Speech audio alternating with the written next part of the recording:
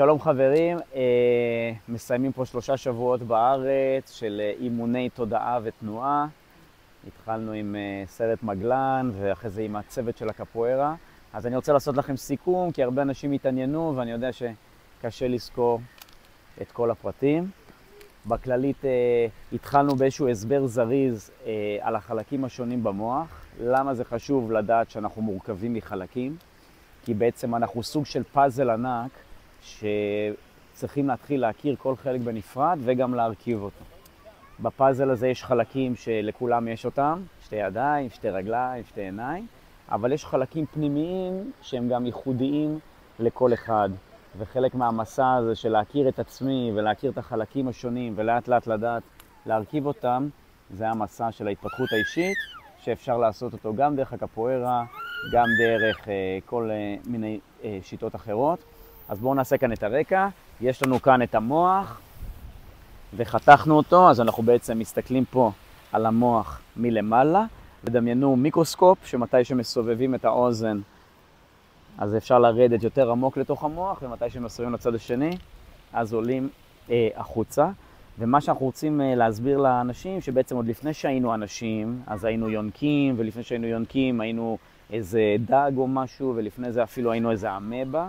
חשוב לדעת שאנחנו כאן באיזשהו תהליך אבולוציוני עד שהגענו לדבר הזה. והדבר הראשון שהיה לנו זה ככה בבסיס גזע המוח, זה איזשהו חלק ראשוני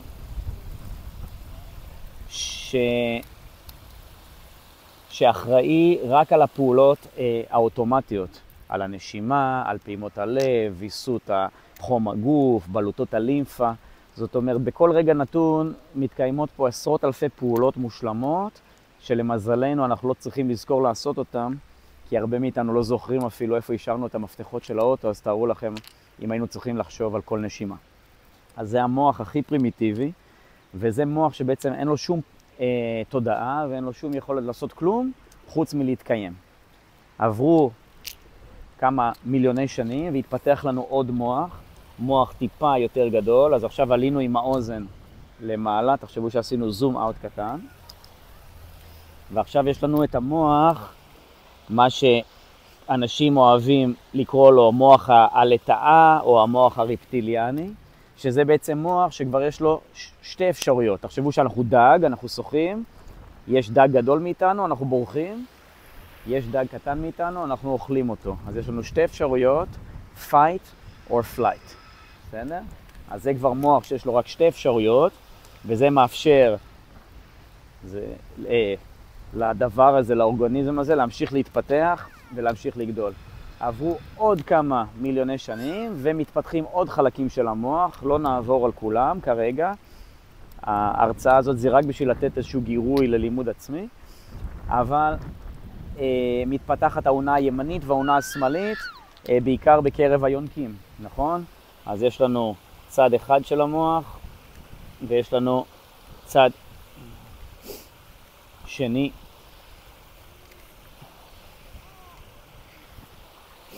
של המוח, ואז יש לנו עונה אחת שהיא קצת יותר אחראית על הפעולות הקוגניטיביות, שפה, מתמטיקה, סדר, היגיון וכל הדברים האלה, ויש לנו צד אחד שהוא קצת יותר אחראי על הדברים היצירתיים ועל היכולת לראות דברים שלא קיימים והיכולת לייצר קישורים שלא ראינו לפני זה.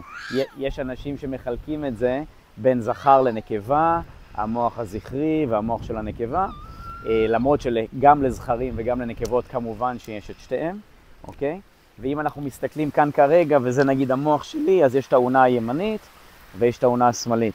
העונה הימנית שולטת בצד גוף שמאל, והעונה השמאלית שולטת בצד גוף ימין. העונה השמאלית נחשבת לזכרית, למתמטיקה, לאנליטי, לשפות. העונה הימנית נחשבת לנקבה, וזכר ונקבה פה לא לחשוב על זה כבן ובת, לחשוב על זה כבטריה שיש לנו פלוס ומינוס. כי כל הדבר הזה במוח שלנו יש 2 תהליכים. תהליך אחד שהוא חשמלי, למוח יש אימפולס חשמלי שאפשר למדוד אותו, נכון שהוא מאוד מאוד קטן אבל אפשר למדוד אותו. כל מחשבה בעצם שולחת חשמל, ויש לנו גם כימיה במוח. כל רגש מייצר כימיה בכל הבלוטות ובכל הדברים. יש לנו כאן רקע מדהים של עוזרת המדריך שלי, זה בסדר גמור. אז תחשבו ממש כמו בסוללה, שיש חשמל ושיש כימיה, נוצר לנו שדה אלקטרומגנטי, והמוח שלנו הוא בעצם שדה אלקטרומגנטי. זה קורה אוטומטית, גם אם אנחנו לא רוצים שזה יקרה, אבל יש לנו גם יכולת שליטה.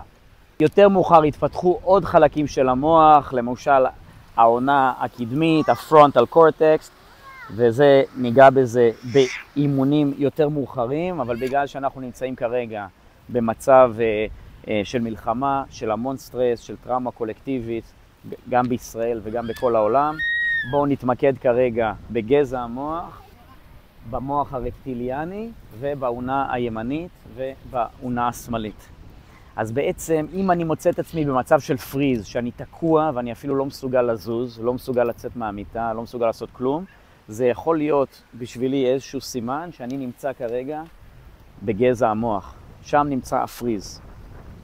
אם אני במצב שכל דבר או מפחיד אותי או גורם לי להידלק, זה בשבילי סימן שאני נמצא במוח הרפטיליאני, כי אני רק מסוגל לעשות fight or flight. fight or flight זה לא רק באמת להתקיף מישהו, זה גם להתקיף מישהו באינטרנט, או להתקיף מישהו בזה שאתה לא מקשיב לו עד הסוף, ואתה עונה לו משהו שבכלל לא קשור למה שהוא שאל.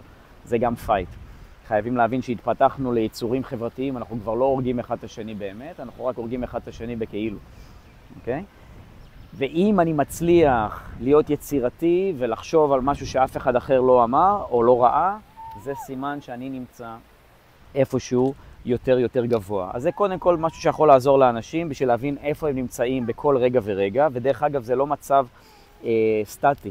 במהלך היום אני כל הזמן זז בין הקומות האלה. יש לי בכל רגע אפשרות לבסט איפה אני נמצא. אז יש אנשים שחושבים, וואלה, אני כבר בעונה, זהו, אני נשאר שם. לא. מספיק שמחר תראה משהו בטלוויזיה, או שמישהו יגיד לך משהו, אתה יכול למצוא את עצמך תוך רגע במקום אחר. עכשיו, מה החוכמה בעצם של כל הפעילויות?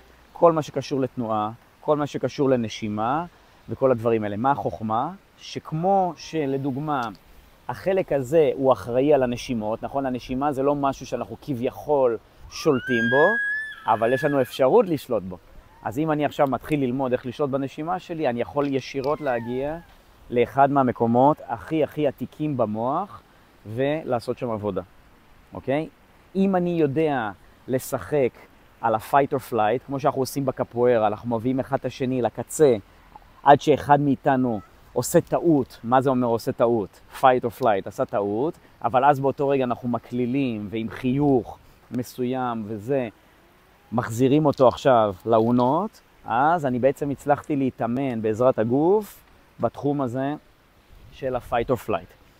אם אני עכשיו שומע מוזיקה ואני מקשיב לה ונותן לרגש לקרות שם, אז אני אוטומטית באונה הימנית. אי אפשר לשמוע מוזיקה בגזע המוח. גזע המוח לא יכול לשמוע מוזיקה. אז זה סתם טריקים נתתי לכם עכשיו, איך מצד אחד אפשר לזהות איפה אני נמצא, ומצד שני איך אני יכול לעשות reverse, rewind, מה שאנחנו מלמדים בקורס מדריכים, איך אני עושה לי עכשיו rewind בעזרת כל מיני כלים, בשביל להזיז את עצמי לאזורים מסוימים במוח. אוקיי? אז לדוגמה בקפוארה יש לנו המון תנועה מוצלבת. הגוף שלנו הוא בנוי כאילו קיפלו אותנו נייר לחצי, הכל סימטרי, יש כאן קו שיורד באמצע, אפילו יש לנו נחיר ימין ונחיר שמאל, הכל מחולק סימטרי, ובגלל זה שאני הולך לדוגמה, אני מייצר תנועה סימטרית, אבל אם אני עושה תנועה שצד אחד חוצה את קו האמצע, אז יצרתי עכשיו משהו שהוא קצת יותר מתוחכם, והכרחתי משהו בצד הזה של המוח להתחבר עם הצד השני של המוח. אז המון תנועות של הצלבה, ויש המון כאלה בכל אמנות, סתם במקרה בקפוארה כמעט כל תנועה היא הצלבה. אז מי שיכריח את עצמו לעשות תנועות מוצלבות, מכריח את עצמו לעבוד עם האונות, ואם אתה עובד עם האונות, זה סימן שיצאת מ-fight or flight. אי אפשר להיות בשתי אזורים של המוח באותו זמן. זאת אומרת, אבל ברגע שסיימת תנועה כזאת, חזרת למצב עמידה, יש שם אופציה לרדת, כי אם עכשיו אתה נותן למוח שלך להיכנס לפחד, אז ירדת. אבל בעצם תוך כדי ביצוע תנועה מוצלבת, כל עוד אתה בתוך התנועה, זה כבר הוכחה שאתה לא בפייט או פלייט, אוקיי? אז בעצם כל אימון הקפוארה, כל אימון התנועה כרגע, בזמן סטרס, בזמן מלחמה, הייתי ממליץ מאוד לעשות המון תנועות של הצלבה, ואנחנו נעלה תנועות פשוטות בווידאו אחר. אז כמה המלצות, איך לעבוד עם זה, גם ברמה האישית, כל אחד בבית, וגם למדריכים שמובילים עכשיו קבוצות. אז קודם כל, לזהות שאנחנו נמצאים במצב של טראומה קולקטיבית, וזה לא כזה נורא כמו שזה נשמע. אני יודע שהמילה טראומה נזרקת לכל הכיוונים. טראומה זה כולה חוויה שקצת גדולה עליי כרגע. היא גדולה ממה שאני מסוגל לחוות. וברגע שאני גודל, פתאום החוויה היא קצת יותר קטנה וניתן להתמודד איתה. אז שוב, טראומה זה חוויה שברגע זה גדולה עליי, והדרך היחידה לצאת מטראומה זה אי אפשר להקטין את החוויה, אפשר להגדיל את עצמי. בזה שאני מגדיל את עצמי, אני מקטין את החוויה בפרופורציות. אז איך אני מגדיל את עצמי? אני ממליץ קצת נשימות, ללמוד איזה נשימות שאתם לא רוצים. יש עשרות אלפי טכניקות, תמצאו את הטכניקה שכיפית לכם ומתאימה לכם. להתחיל את הבוקר, קמתם בבוקר, שנייה לפני שאתם נוגעים בטלפון, 2 דקות נשימות יכול לעשות את כל ההבדל, ובמהלך היום, בכל פעם שאני מזהה שאני קצת ירדתי לפייט או פלייט, אפילו בתוך האוטו ברמזור, כמה תרגילי נשימות, ואפשר לעלות אחרי זה סרטונים שמסבירים את זה. תנועה, כבר דיברנו, הרבה תנועה בהצלבה, לא לזלזל בכמה תרגילים של תנועה והצלבה. אתמול ראינו שאפילו אחרי 5 דקות של תרגילים כאלה, כולם מרגישים כבר אחרת. Okay? דבר שלישי שהייתי ממליץ זה ללמוד על עצמכם ולהבין שיש המון חלקים בתוכי שאני צריך להרכיב אותם כמו פאזל, ושמרכיבים פאזל, מה הדבר הראשון? עכשיו זה לא פאזל של ילדים, זה פאזל של 100,000 חלקים. אז ששופכים 100,000 חלקים מהקופסה, יש סדר להרכבת הפאזל. קודם כל הופכים את כל החלקים עם הפנים למעלה שנראה אותם. יש אצלנו המון חלקים סמויים שאנחנו אפילו לא יודעים עליהם. אז איך אתם לומדים? לדוגמה, הרבה אנשים ישמעו את ההרצאה הזאת ואפילו לא ידעו שיש להם חלקים שונים במוח. אוקיי? אז כל אחד בהתאם לגילו ולאיפה שהוא נמצא, פשוט ללמוד ולהכיר את החלקים ולנסות להבין מי אני בכלל. ברגע שמתחילים להרכיב את הפאזל, לא סתם עכשיו מתחילים להרכיב מה שבא לי, יש איזושהי טכניקה להרכבת פאזל ענק. מוצאים את הפינות. מה עם 4 הפינות של הפאזל האנושי? גוף, מוח, רגש ואנרגיה. זה, כל התורות מדברות על זה, ואתם יכולים ללכת על זה דרך היהדות, או דרך הפסיכולוגיה, או דרך הקפוארה, אתם תמצאו את זה בכל מקום. תמצאו את הפינות, ותדאגו שאתם מפתחים את הפינות. אחרי הפינות, מחברים לכל פינה את המסגרת, ורק אחרי שמחברים את המסגרת, מתחילים עכשיו להרכיב את הפנימה. אז תזכרו שאם אתם בפייט או פלייט, הפוקוס שלכם יורד, אתם לא רואים כלום. ואז יכול שאתם מוצאים את עצמכם מרכיבים איזה חלק לא רלוונטי של הפאזל כרגע, ואתם בטוחים שהרכבתם עץ, אבל אתם לא יודעים שהפאזל זה בכלל פאזל של עיר שלמה. ואתם עכשיו תקועים על איזה חלק מאוד קטן מהפאזל. אז חלק מהיציאה מטראומה זה היכולת לעשות זום אאוט, וזום אאוט אפשר לעשות אותו דרך למידה, פשוט לקרוא על פסיכולוגיה, לקרוא על היסטוריה, לקרוא על מה שמעניין אתכם, תלכו דרך מה שמעניין אתכם, אבל שאתם בלמידה, אתם לא יכולים להיות בפייט או פלייט, וזה גם חלק מהיופי.